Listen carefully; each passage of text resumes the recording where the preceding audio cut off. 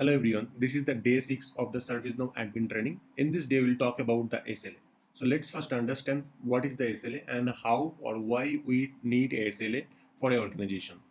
So let's first understand the definition of the SLA. So SLA is a short form. The full form is the SLA is the service level agreement. So what is the service level agreement? Let's say that you are provide a service to a customer, right? So let's say that I am the customer, right? I have a issue on my laptop. I go to the service center. This is the service center. I go to the service center and I submit my laptop, right? So once I submit the laptop, they can fix the laptop, right? So they will fix the laptop. Now, as a customer, I don't know that how much time it will be take to fix this laptop, right? So they can take 10 days, they can take 20 days, they can take 30 days, right? So this service center is a service provider to me or as a customer. The service center provide a service to a customer, right? So they should have a high level agreement between customer and service center that they will provide me this laptop within 10 days. If they cannot provide the service within 10 days, they has to give some penalty for that. So that's we call the SLA. So basically, when we create a incident, when a customer create a incident, right? So when the customer create a incident to ServiceNow instance, right? Based on this incident type, it will have a agreement that is has to be solved by 10 days or 20 days.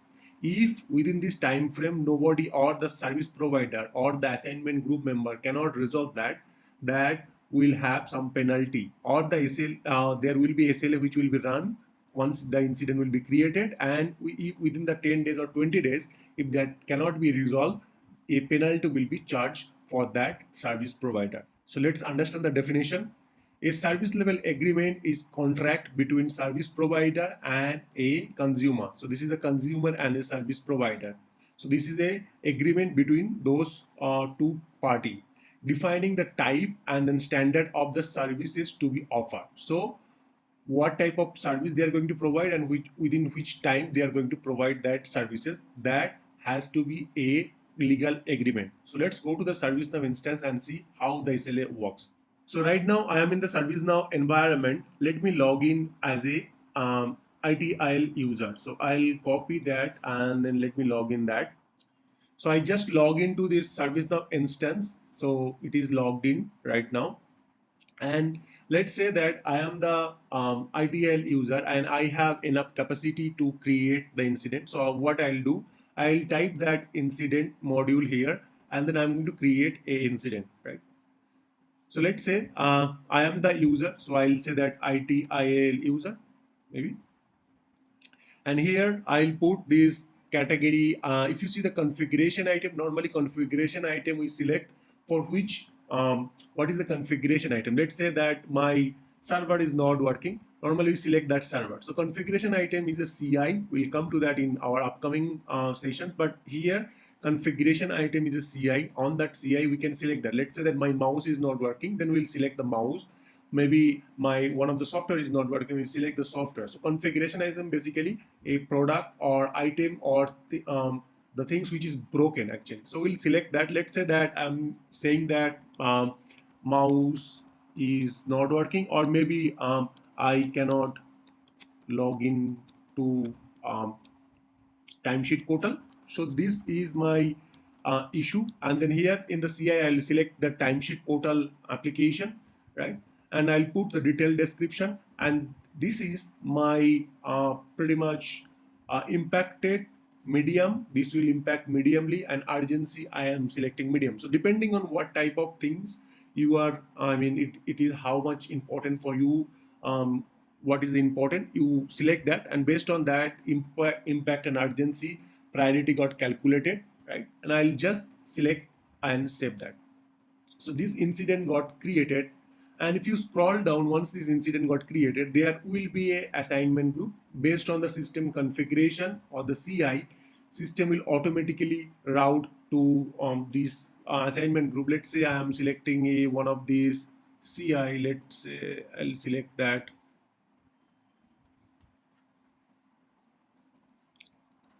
I'll So let's say I'll select this learning portal and save that. as a CI. Once I save that, based on the CI, you can see automatically assigned to a particular group called endpoint security group. So this group member is responsible to resolve this issue, right? So this incident got created or this user. And if I scroll down here, you can see two SLA is running. One is the response SLA and another is the resolution SLA. What is the response SLA and what is the resolution SLA? Response SLA is that this SLA or this incident has to be assigned particular user within how many seconds or how many hours. So it is saying that we have to have resolved these, or we have to have response this incident within 4 hours, and the resolution or solution has to be provided within a day. So once I created this incident for a particular configuration item, it is assigned to a particular groups, and then this particular groups is responsibility to provide response within 4 hours, and within 1 business day it has to be resolved. So this is how SLA is created. Now here, if you see that we have very few important parameter. Let me open this response SLA. So if I open this response SLA in the next tab, you can see this SLA started here, right? And you can see this type of the SLA is response SLA, and it's defined the 4 hours. So it means that if it is started now, it has to be response within 4 hours. And then you can see we have a clearly breach time, right? So this is the breach time. So if it is started on 154, right, and it will be breached within 12 o'clock. Okay, so within this time they has to be provide the responses. If they did not provide response, there will be a checkbox called hatch breach. This will be checked, and for that later the company or the consumer can charge penalty for that. So let's understand one thing again. So this SLA got created within this time, and then they have provided the 4 hours, and the breach or the penalty ending time, I mean within the date's time, they can provide the response. If they did not provide response, this will, after this time, there will be a checkbox called hatch breach will be checked, and once it is checked, then customer can charge penalty for that. And here we have, you can see actual elapsed time, and then actual time left, right? And then here we have business elapsed time and business elapsed percentage and business time left, right? So here it's saying that business time left is 4 hours, and then here it is saying that actual time left is 10 hours 3 minutes. Why this difference? Because this SLA is defined a schedule, right? And the schedule is a America Los Angeles, and then 8 to 5 in weekdays.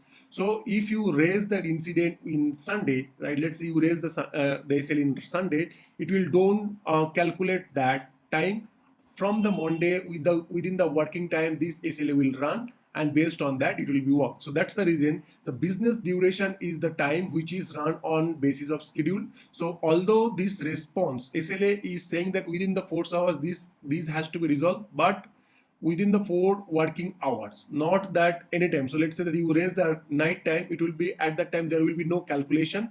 After, when it will be in working time, at that moment this SLA will be start calculating. So business elapsed time is the time where it will run based on the schedule, and then actual time will run 24/7 basis. So if you see in the here actually highlighted actual value calculated based on 24/7, and business value calculated based on 8 into 5 weekdays calculation. Now I just raised the 2 minutes ago, and it will be as it is maybe that off the schedule. So this is not going to calculate. So it will actually end it within 10 hours. So within 10 hours, they have to provide a response. If they did not provide the response, this SLA will be breached. Going back to the incident, here we have another SLA that we told about, the resolution SLA. So if I go back here, and then this is the resolution SLA. And if you see here, this resolution SLA have 1 day's time. 1 day mean 24 hours working time. And as we know, 24 working time. So each day, if we are getting that 8 to 5 we are working, then it will take to breach 2 days, 12 hours, 3 minutes to completely breach that. And so once somebody did not respond within the 2 days, 12 hours, then this incident will be breached. And once it is breached, customer can penalty for that. So if I go back here in this endpoint, this security group, so let's see. In this group, we have 5 members at that moment. Let's open one of the member one by one. So this is the user who is active right now. So if I impersonate this user, or if I log in this user can take this incident on assignment, or this user can be assigned this incident. And once this will be assigned to that user, the response SLA will be completed. What I'll do, I'll log in by this user account. So this user account, and then I will basically do what I'll do. I will assign this ticket to myself. So once I will assign this ticket to myself, this response SLA will be automatically completed. Let's do that. So what I'll do, I'll open that incognito mode. First, I'll log in as an admin. So I'm logging as an admin. So I open two windows. One is a normal window with ITIL user, and this is the admin window. Here, first thing first, what I'll do, I need to be logged in by this user, right? So this is the actual user. So I'll copy this user ID, and there is a ServiceNow provided one feature called impersonation. So using the impersonation, you can act or you can view as like that actual user. So I'll impersonate that user, and this impersonation functionality is only available for admin. So admin will, in a organization, admin will be have for 4 or 5 members. They are responsible to maintain this ServiceNow instance.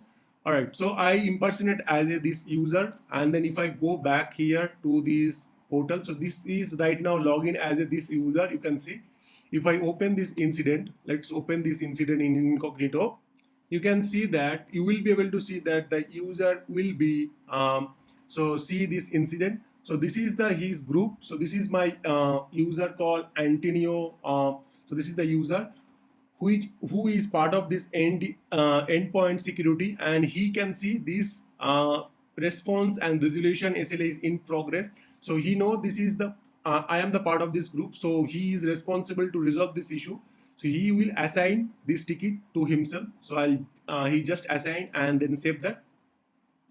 Once he saved that, if I scroll down, you can see the response SLA completed. It means that this incident got assigned to particular user, and the assigned user response, right? So this is the user or responsible user who's supposed to resolve this issue. He actually assigned himself, and then once it is moved to this complete state, it means that response within the time frame of the 4 business hours, and that's the reason this SLA got completed. Now they have to provide the resolution or solution within 1 hour. If they cannot provide the solution, this SLA will be breached, and then customer can charge for that. So what they will do, they will resolve this issue, like that end user issue, like this user ITIL user have some issues to log in this timesheet portal. So they'll go and backendly resolve that issue, and then move this incident to resolve. Once this is moved to the resolve, this resolution SLA will be automatically stopped. Let's go back and put some resolution details here, and then once they provide that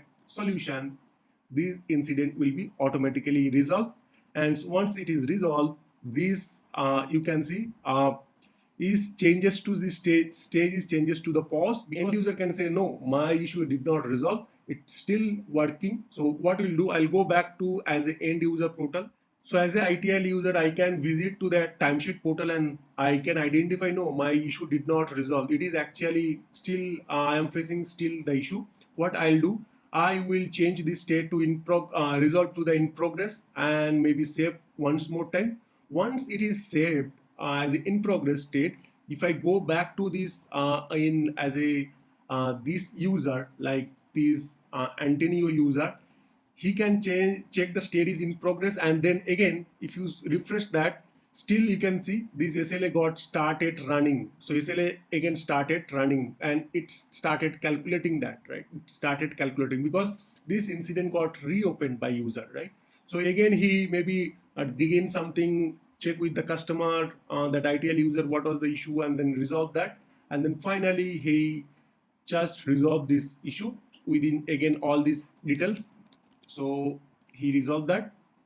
Once it is resolved again, this SLA got paused, you can see, and then again I, as a ITL user, I see the state changes to the resolved state. I validate the timesheet portal and it is working fine. And then what I will do, after 3 days it automatically close, and once it is closed, this SLA will be automatically closed. So this SLA will be automatically closed after 3 days. It will be paused, and once it is paused, it will not calculate that duration.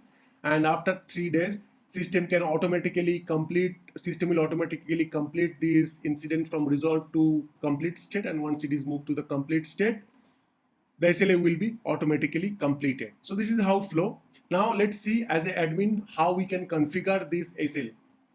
Why do we need to configure that? Because ServiceNow provided this 1 day's duration for this priority 3, but as an admin we may need to be change something. We may need to add additional SLA. For all those stuffs, we can, as an admin, we can modify, we can create our own SLA, we can customize our SLA. So let's see how the SLA can be customized. To customizing this SLA definition or SLA, right, what we have to do, we have to have that SLA admin or SLA manager role. So there are two separate roles, or maybe admin role. So we have three condition. One, admin can do. Next, SLA admin can do, and then SLA manager also can modify that. So these are the three users who can modify that. Let's go back to the admin view. So I'll just do end impersonation. Once I do the end impersonation, and if I go back to this sys user role table, so this is the table where all these, or maybe you can type the roles.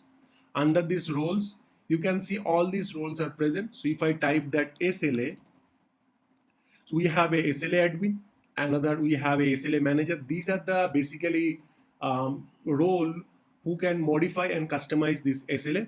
To modifying and customize SLA, what we have to do, we have to go to this SLA definition. Under this SLA definition, you will be able to find out under this service level management SLA definition, we can find out all these SLA here.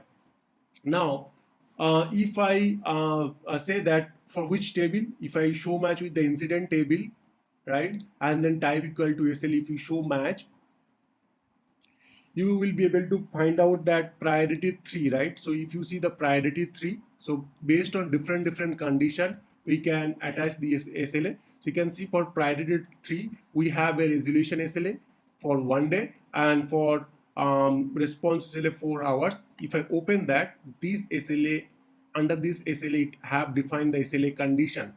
So on which condition this SLA will be started, and which condition this SLA will be paused, and which condition this SLA will be stopped. So if I open this, one of this SLA, if you see this, it's saying this name, this is the name, this is the type of SLA. Again, we have the SLA and OLA. Here we have a target, as I mentioned, that what is the meaning of the response and resolution, right? Next, we have a table called incident table, and then here we have start condition, on which condition this SLA will be attached. So this SLA will be attached if the incident is active, priority is 3, and then assignment group is not empty.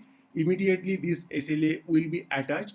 When this SLA will be paused, for response SLA there is no pause condition, but when this SLA will be stopped, so if the incident state is not new state and then assigned to is not empty, it means that whenever the SLA will be automatically assigned to somebody, at that moment this SLA will be stopped.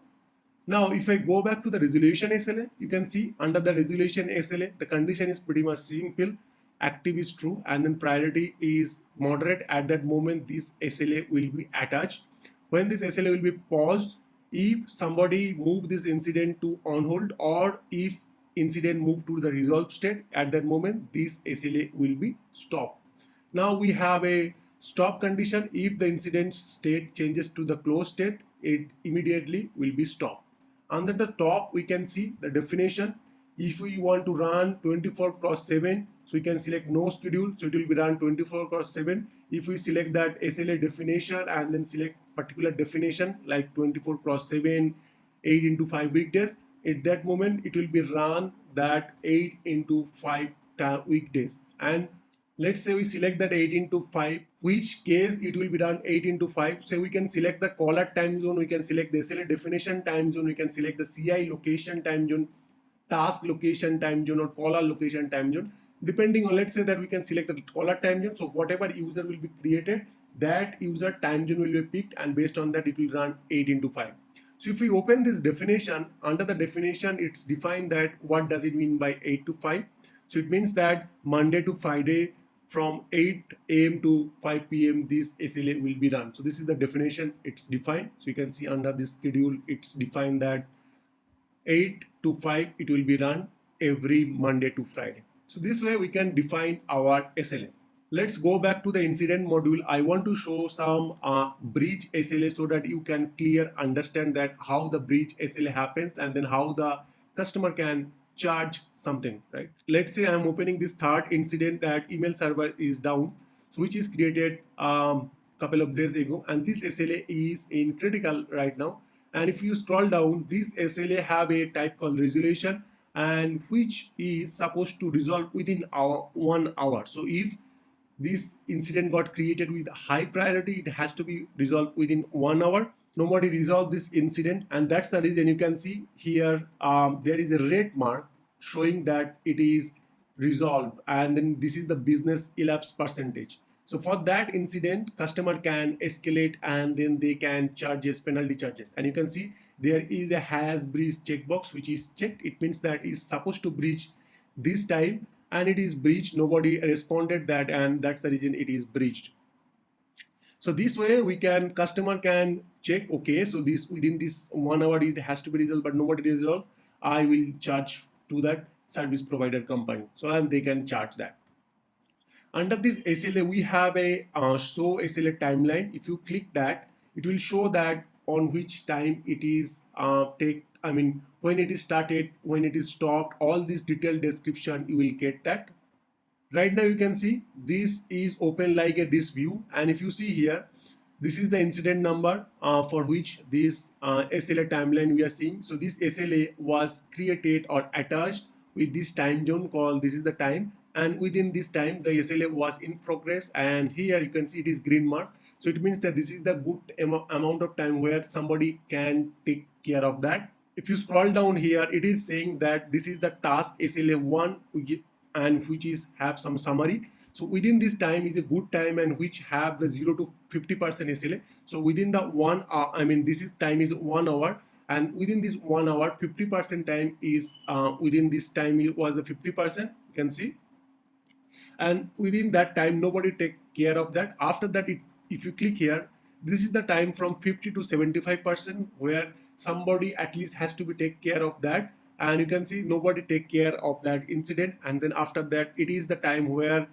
is the SLA was about to breach 75 to 100%, which is the SLA time where about to breach, and this is the last time. You can see that end time was 8:35:45 seconds. So within that time nobody take care, and after that this SLA got breached.